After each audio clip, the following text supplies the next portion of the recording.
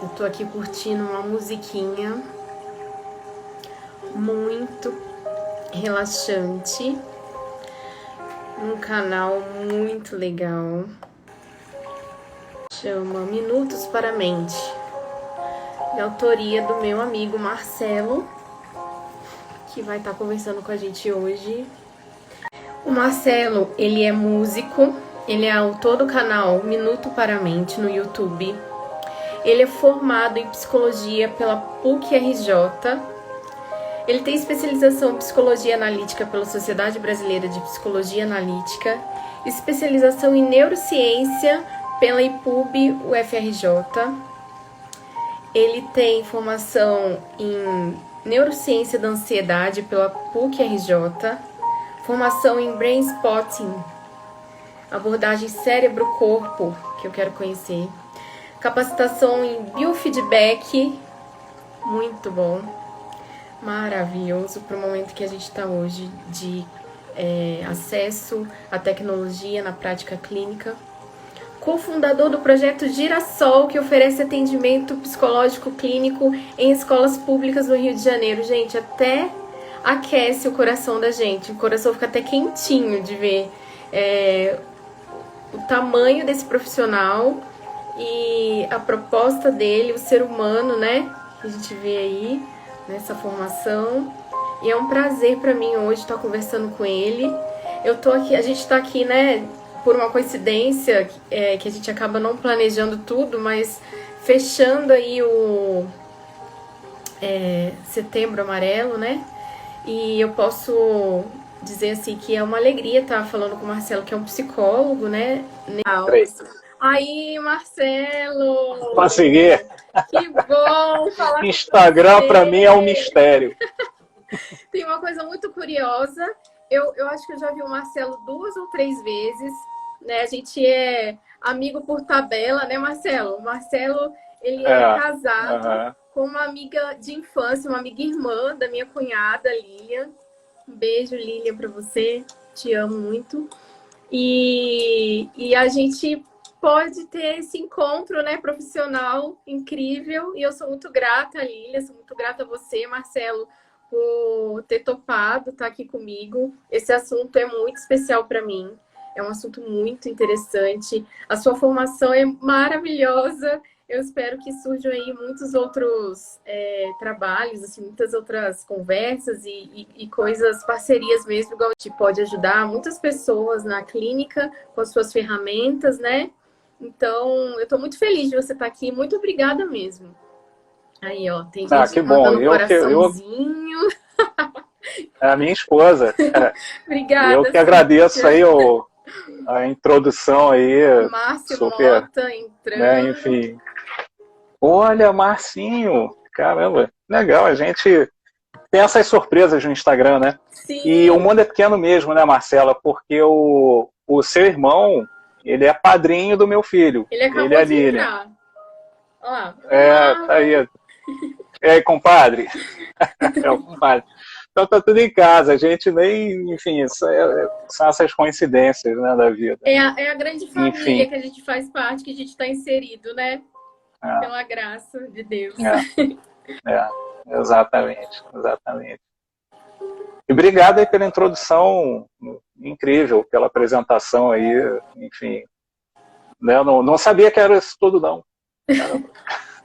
Não, a apresentação é incrível. Você que é incrível, seu currículo. E esse momento está sendo incrível. Muito obrigada. Legal. Bom, vamos falar um pouquinho. Assim, não sei se eu falo um pouco do meu caminho, né? Eu comecei a ter um interesse enorme. Eu sempre tive interesse em saber por que a psicologia funciona, né? Essa foi sempre uma pergunta minha, né? Desde o início da faculdade, pergunto por que esse negócio funciona, né? Enfim, tem a Patrícia falando assim, ó, meu querido sócio e parceiro de trabalho há 20 anos. Ela quer deixar uma marca. Isso aí. Patrícia, que legal. É um legado. 20 anos é um legado. Muita troca com ela. Muita troca. Ela se formou comigo, ela fez a PUC comigo, a gente se formou junto. Então a gente tem muita história. E na PUC eu me perguntava muito isso, né? Já na formação, né? O que faz funcionar? Por que a terapia funciona? Por que as psicoterapias funcionam, né? E eu não, sinceramente, é uma resposta tão complexa, né? E tão ampla, que é difícil você identificar uma coisa só. Mas eu sempre tive muito interesse no aspecto mais concreto da psicologia, né? Então, eu me submeti à psicoterapia como paciente, né? Bioenergética, e depois ela foi se transformando, né? Era uma terapia corporal e integrativa também, né? Esse termo psicoterapia integrativa, ou terapia integrativa, é um termo relativamente novo, e que eu não sabia que eu era paciente de um terapeuta integrativo, né? Talvez ele até hoje nem se dê conta disso. Ele usava muitas abordagens, e isso trouxe para mim uma perspectiva sobre o corpo e depois sobre o cérebro. E esse boom que aconteceu desde 1990, né, principalmente a partir de 90, com o desenvolvimento de tecnologias como a ressonância magnética funcional, né, o fMRI, né, em inglês, que consegue ver o cérebro em funcionamento, né, o cérebro na hora funcionando. Então, né, eu assisti um vídeo de uma musicista que adaptaram um violoncelo, ele entrou naquele tubão do fMRI, né, da ressonância magnética, ele entrou naquele tubão e conseguia tocar o violoncelo, né, conseguia tocar o violoncelo deitada, e conseguiam ver o cérebro dela enquanto ela tocava. Inclusive é um vídeo que depois, se der, a gente compartilha até o link, é um vídeo muito interessante, de um pesquisador super conceituado em neurociências, e nessa conexão da música com o cérebro, né? A neurociência, ela avança a partir do momento que ela olha para o cérebro dos músicos, né? Tem uma parte na história da neurociência e que, assim, era limitado, né? Os recursos, não era tão fácil, assim, não tinha as ferramentas que a gente tem hoje, né? E aí eles, mapeando o comportamento dos músicos, eles conseguiam dizer muita coisa sobre neuroplasticidade, né? Isso é um evento, Gente, eu amo falar sobre música. Eu amo a ideia de você ser um terapeuta músico e de você ter isso que é você, né, dentro da sua abordagem terapêutica, né? Uma coisa muito bonita. Isso era outra coisa, assim, eu tentava entender a psicologia desse ponto de vista mais concreto, né? E o que acabou me levando para a neurociência. E, ao mesmo tempo, eu sou músico desde antes de me pensar psicólogo, de pensar em que faculdade eu vou fazer. Eu já tocava com 16 anos. Eu acho que eu entrei na faculdade com 16, eu fiz 17 em agosto, eu entrei com 16. Com 15 anos, eu fiz meu primeiro show com cachê. Né? Ainda não tinha decidido que faculdade que eu faria. Que você é um extraordinário pianista, hiper caprichoso. Olha só. Aqui. O Marcinho é outro. Ele é outro pianista de mão cheia. Aprendi muito com ele. Grande parceiro de muitas histórias aí de música também. Então, outra coisa que eu sempre ficava interessado é como é que eu conecto música com a psicologia. E uma coisa que seria muito óbvia, né? A musicoterapia. Sim. Eu não sei porquê, não era um caminho que eu sentia que eu seguiria. Eu acho que eu sei por quê. Posso dar um... Pode, fala. Eu tenho uma coisa com esse termo musicoterapia, sabe? Porque, Marcelo, eu penso assim, eu não sei, é uma coisa que eu preciso reconstruir, porque eu não posso ter preconceito com esse nome, porque se a gente for ver, é musicoterapia. Só que a gente vem de uma cultura de que musicoterapia, não desmerecendo, é alguém com violão na mão num ambiente terapêutico, interagindo de alguma forma com o paciente. Eu não sei, isso é a minha maneira de pensar, assim, imediatamente, musicoterapia. E quando eu parei para pensar em utilizar a música como um recurso para eu apresentar para o paciente, para eu usar durante a terapia, para usar fora da terapia, eu comecei a pensar que eu não queria usar o termo musicoterapia, que eu queria usar outro termo, sabe? Pode ser preconceituoso, mas eu acho que, muito importante isso que a gente concorde com esse aspecto, assim, do termo em si, né? Ser muito... Eu acho que tem duas coisas aí, né, que eu acho que você me provoca a falar. E quando eu falar a palavra provocação é num bom sentido. Eu adoro provocar meus pacientes, eu provoco eles toda hora. E sou provocado por eles também. A gente se provoca questões, né? Não é provocação no sentido da irritação, né? No sentido de ativar possibilidades, né? E você falando isso me ativa duas coisas. Primeiro, é uma questão de um preconceito que existe já centenário sobre música e músico. O músico como alguém que pega um violão e toca 3 acordes e se diz músico e é isso aí, né? Então, uma desvalorização de quem tem formação em música, uma desvalorização do músico que, mesmo sendo autodidata, não tendo a formação, né, uma acadêmica, demora décadas para tocar minimamente bem. 10 anos para você tocar alguma coisa que preste. Sim.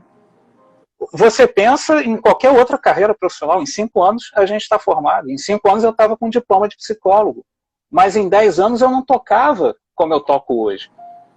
Né? Com 10 anos de música, ainda não tocava como eu toco hoje. Tinha muito caminho ainda para andar, muito a desenvolver. Então, primeiro, eu acho que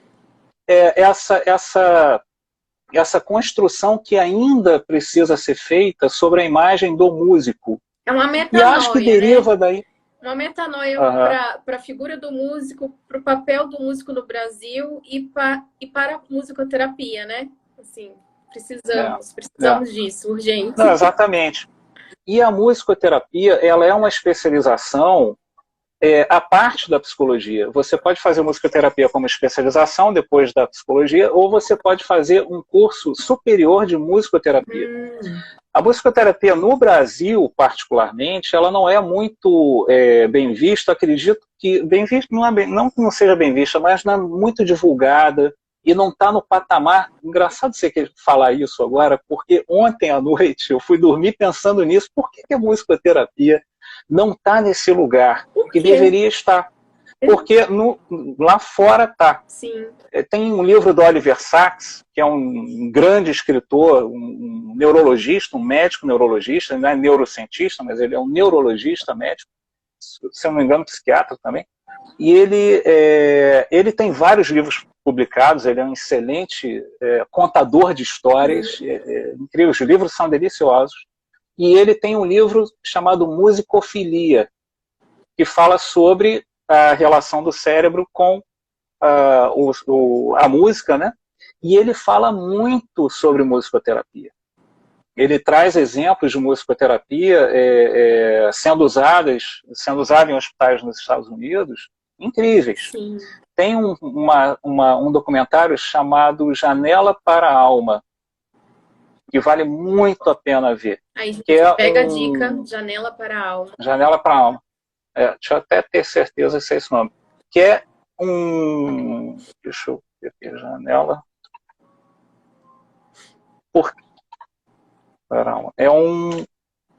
Eu não sei exatamente quem é que fez a...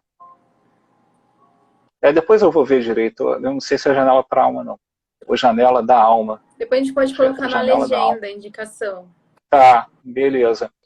É um estudo que um americano fez em asilos com pacientes com graus severos demenciais, Parkinson, Alzheimer e diversas outras demências. É inacreditável o efeito da música quando ele expõe esses idosos à música.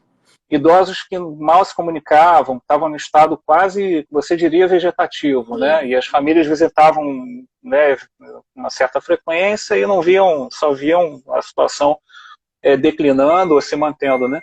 E quando ele coloca um fone de ouvido, ele faz uma entrevista com os familiares e pergunta qual é a música que o seu pai, seu avô, seu tio ouvia quando era criança, que ele gostava. E ele criava uma playlist, colocava um fone de ouvido, e às vezes tem uma cena de alguns, né, num estado catatônico assim, né, tudo solto, tudo, né, sem tônus nenhum, um estado vegetativo, né, quase vegetativo.